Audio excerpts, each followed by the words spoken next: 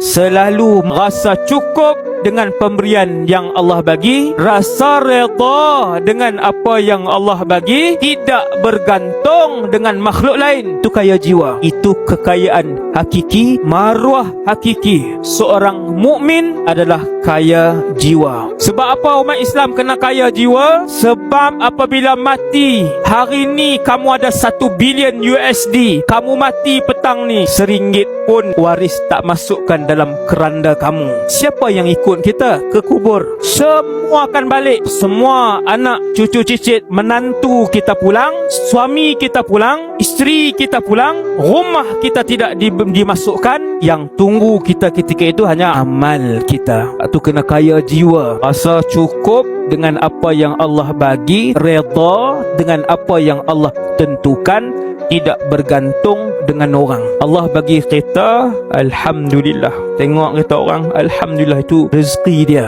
Dia tidak lebih mulia daripada aku sebab dia pakai kereta mahal. Tidak. Dia tidak lebih mulia daripada aku sebab pangkatnya besar. Tidak. Dia tidak lebih mulia daripada aku, daripada kita kerana kemasyhurannya. Tidak.